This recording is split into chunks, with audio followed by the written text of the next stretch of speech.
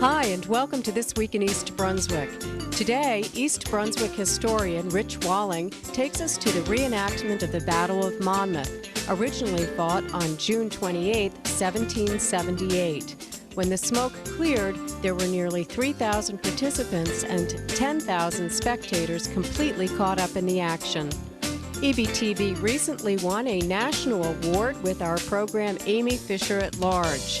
In that edition of the show, Amy interviewed J. Seward Johnson, Jr., artist and founder of the Grounds for Sculpture in Hamilton, New Jersey, about his recent work both artistically and on the Grounds for Sculpture itself. Diane de Oliveira will be along with another edition of Making a Difference, this time with information about the organization New Jersey Reads. Elaine Risley of the East Brunswick Human Relations Council has another in her series of Cultural Minutes. And Shelley Benaroya of the East Brunswick Arts Commission narrates a special feature about Independence Day.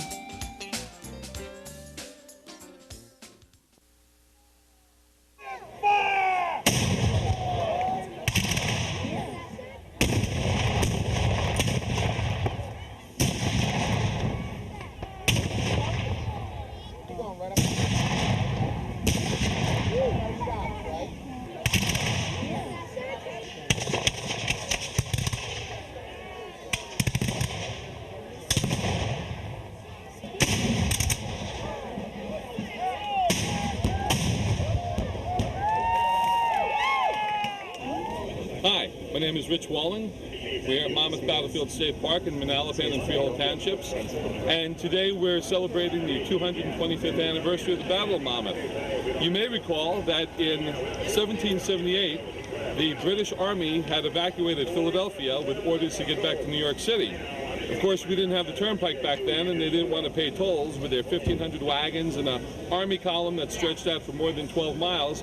So the British Army came through the back roads of central New Jersey, from Camden County and Burlington County through Monmouth County.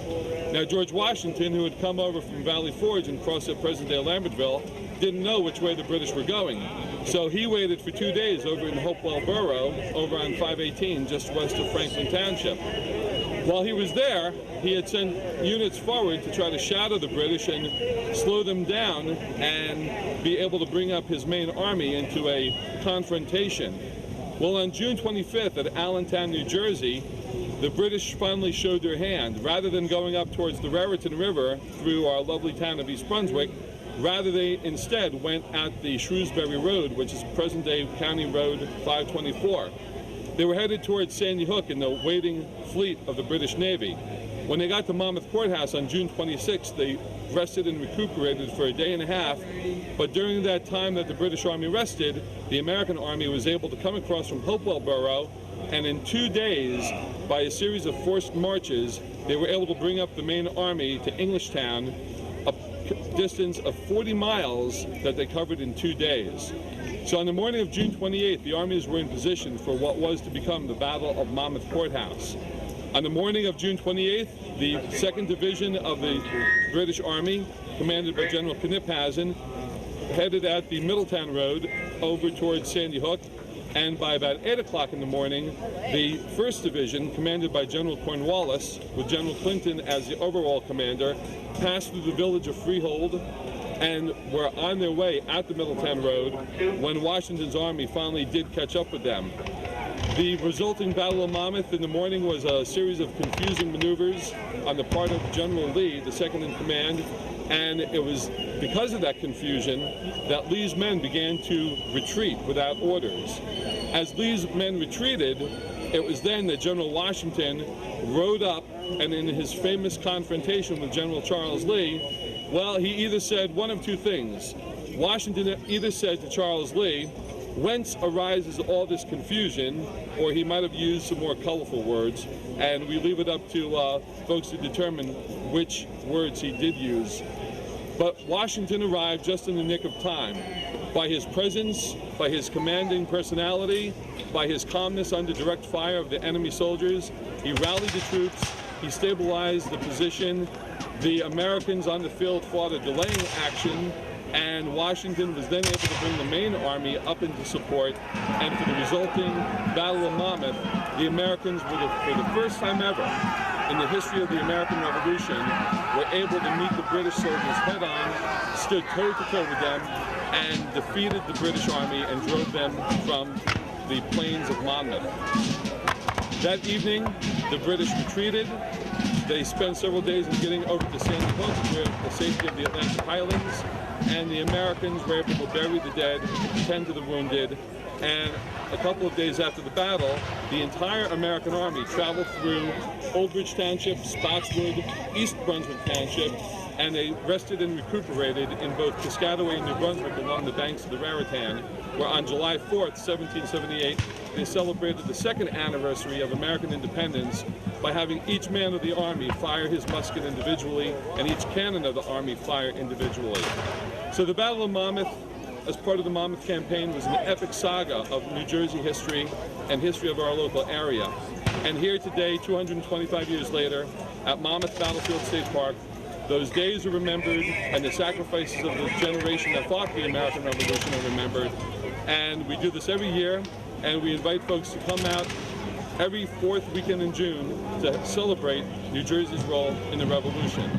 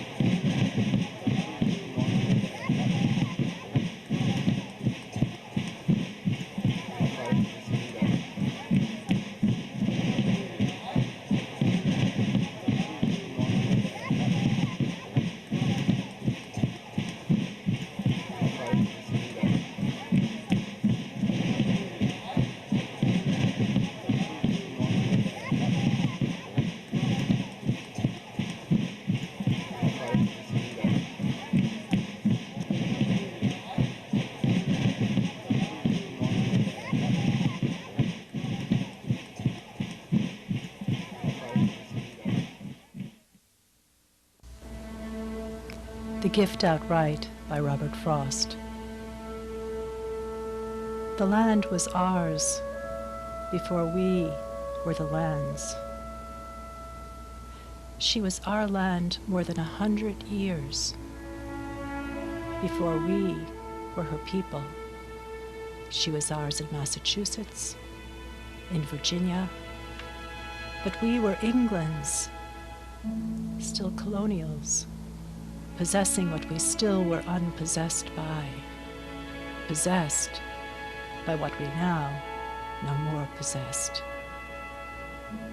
Something we were withholding made us weak, until we found out it was ourselves we were withholding from our land of living, and forthwith found salvation in surrender.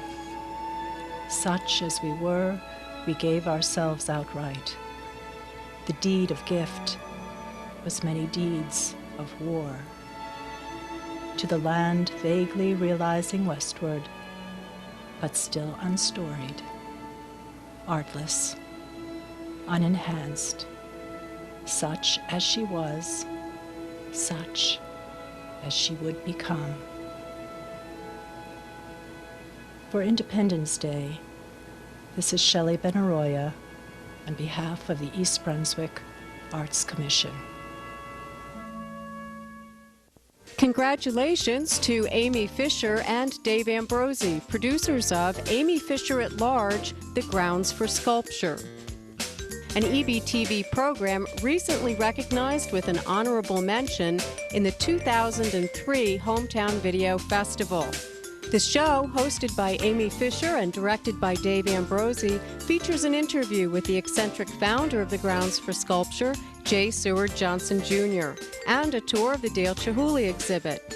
The Hometown Video Festival is sponsored by the international nonprofit organization, the Alliance for Community Media. This year, the festival received more than 1,500 entries. EBTV Channel 3 will televise encore reruns of the show Tuesday evenings, July 8th and 22nd at 8 p.m. Meanwhile, here's an excerpt. As part of this complex, you've also opened a gift shop and a gallery in the past year, correct? Yes, that's right. And they are, I think that gift shop is one of the best gift shops I've ever seen. And the gallery now has Chihuli's thing that are really phenomenal. Yes. Well, I saw the Chihuly in the gallery, but now the winter show will be Chihuly. That's right, the fall and winter show. Chihuly is sort of a departure from the sculpture that you've usually had. First of all, could you explain what Chihuly does and how did you get him? He sculpts in glass. Mm-hmm. He also has a sense of theater, a sense of drama, and his works are breathtakingly beautiful, and he knows how to mix them with nature. Yes. And they put them in arboretums and mix them with the plants, and it just is makes you draw your breath in. I mean, it's always a beautiful surprise. It amazes me that the glass can be displayed outside. That is what I've got to find out, whether it's temporary or whether it can be left outside, because if it can be left outside, I will design parts of the park for it. Right. Yeah. I have to worry about whether freezing, whether water and freezing, you know, ice storm. Yes, and wind. Things like that. Wind, yes. Yeah. All of those things. But they put like these discs up in trees that catch the light. And it's like you're in Mars or some magical place. And so there's a lot of magic to his work. I see you also have lithographs that he did and woodcuts in the gallery. I did not know that he did that kind of art. I didn't know that much about him myself before, but I've always been interested in glass sculpture, and I would say that he has really learned how to make glass do many things and taken the art a long way. Let's talk a little bit about your new work. Were You Invited, the boating party. That is such a magnificent piece of work. Well, it's a lot of fun because, well, first place, it seems like we got a whole crowd there, then 19 people who don't talk. And so you can join the party if you wish, and then you can find out what's going on between them. There are all kinds of little secrets going on that need to be discovered. I think it's so great, and what I think is really interesting is that you were in that sculpture. Oh, yes. Well, you see, Renoir didn't know that the four of us sculptors from the 20th century had snuck in the back door. Oh, is that it? Yeah, and we've got about twice as much wine, empty bottles on our table as everybody else's, so we were, as crashers, we were very effective. It's so great. And the first time that I saw that there were other people in it besides the original boating party, it's like, I think the reaction that most people have when they see your work is a big smile. I think that's good. I hope they take it further. I want to give them that to begin with. Then I want them to think. Think of it, yeah. But I agree. I love it. I was talking to Magdalena. I said, "Your work makes people think." I said, "My work makes people smile." And she said, "No." She said, "I've been thinking about your work a lot." And she said, she said, "You've been doing it against the grain of the art world." And she said, that makes people think. Yes, well, it does. I mean, I think the first reaction is a smile, and then you think about what's there, particularly in a work like that, which is so complex. Now, how long did that take to get done? It was 2.5 years. I would imagine so. I mean, I did get some things through else that where I had commissions, but it really absorbed all my powers of production. for a long time. I I was so glad to finish it because I had so many ideas piled up, Right. and it takes so long after you have an idea. In sculpture, there's a lot of work in each piece. Oh, yes. I was mentioning about the leather jacket that one of the artists is wearing. Could you tell us how you get that texture of that? Yeah, well, that was on one of us 4 artists. I think that was on Andrew Paczynski. And I use, for my realism, my street work, I dress a nude sculpture with real clothes. And I used a real leather jacket, but only to achieve shape. Mm-hmm. I put resin in the leather jacket so it's stiff, and then I take a mold of the figure and the jacket and all the clothes on. And then that mold has the negative shape. And so by making a wax positive, I can then transfer it into bronze by the lost wax method.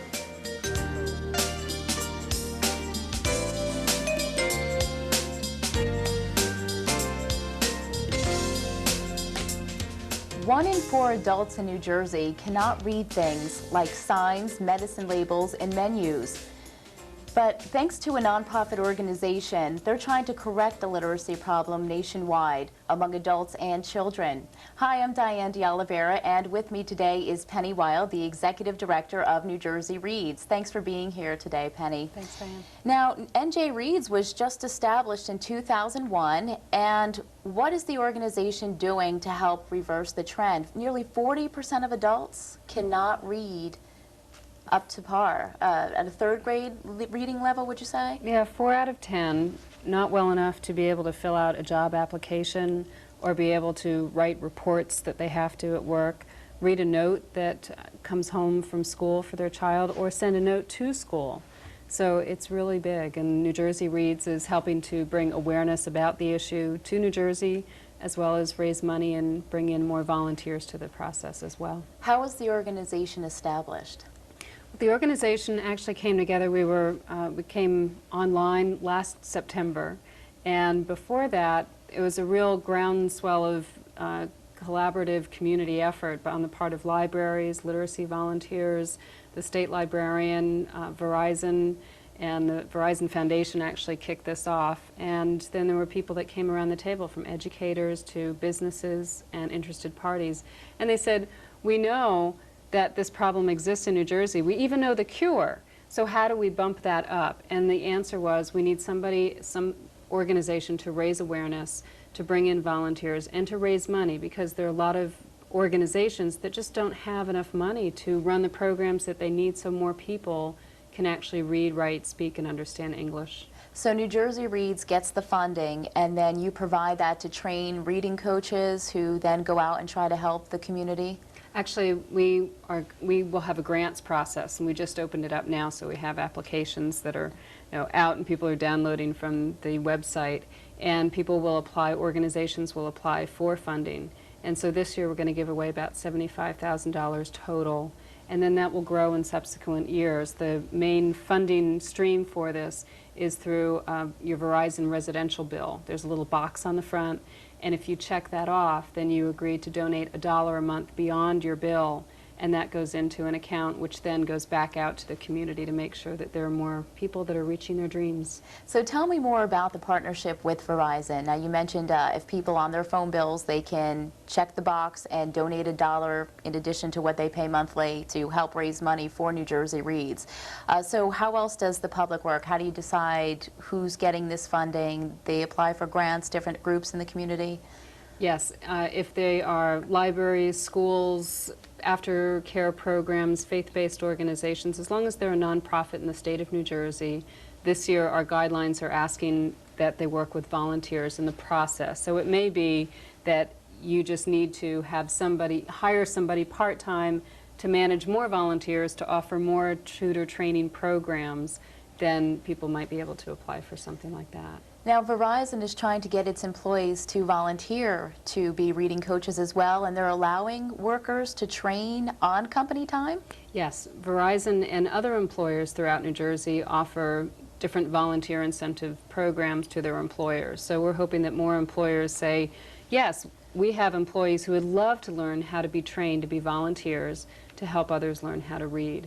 And so Literacy Volunteers of America, that's just one program, has put together a training program. They will actually come onto your site, and then over a period of 5 classes, 3 hours each, those employees will take time during their day, and they will wind up as certified tutors at the end, and they'll be able to offer English as a second language assistance or just basic literacy program for adults.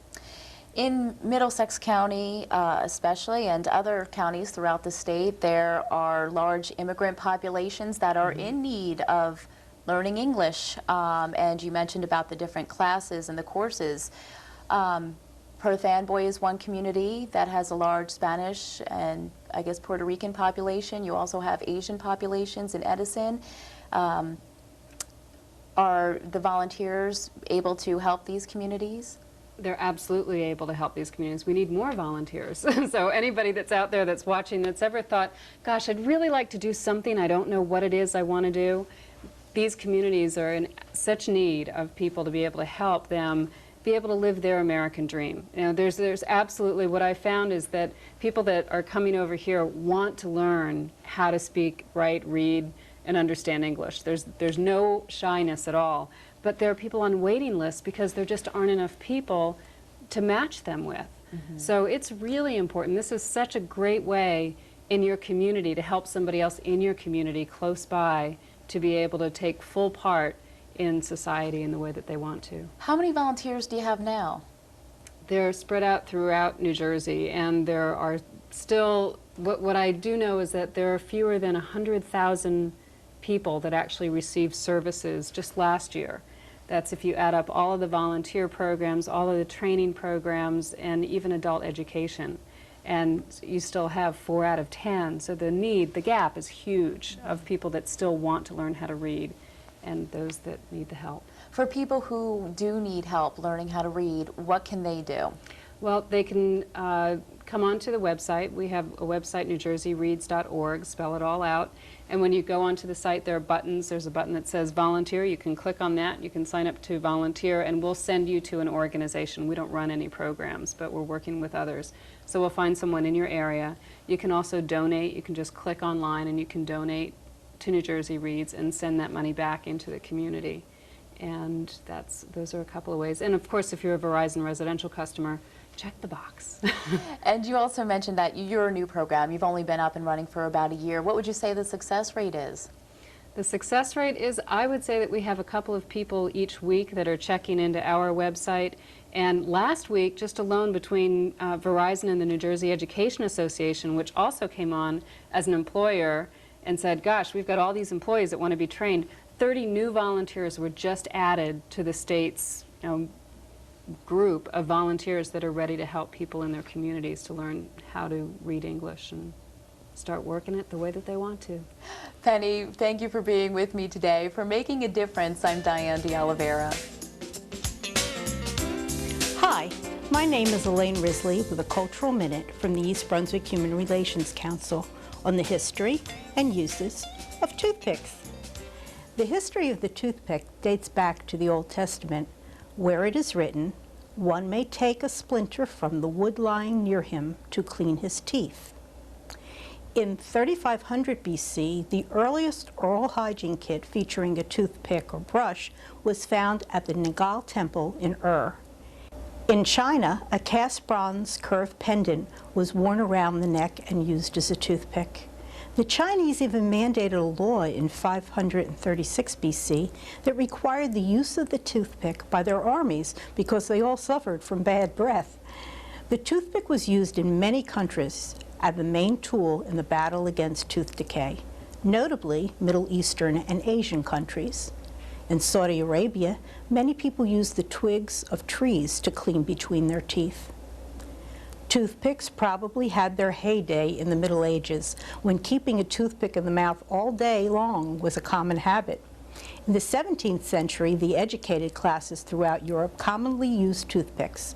In France, for example, toothpicks were served with desserts, usually poked into fruit to be handy following a meal. After this use, they could be placed behind the ear for future uses.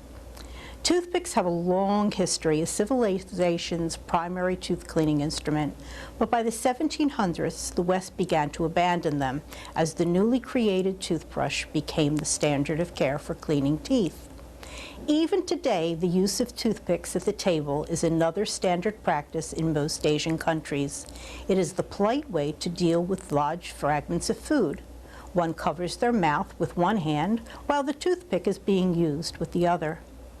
Toothpicks are frequently used between courses to keep the taste of one course from marring one's enjoyment of the next. Toothpicks have been made of numerous materials through history, including wood, goose quills, porcupine quills, chicken bone, ivory, gold, silver, steel, and plastic. Many woods used were aromatic. Some contained tannic acid, which was thought to help prevent cavities and gum disease.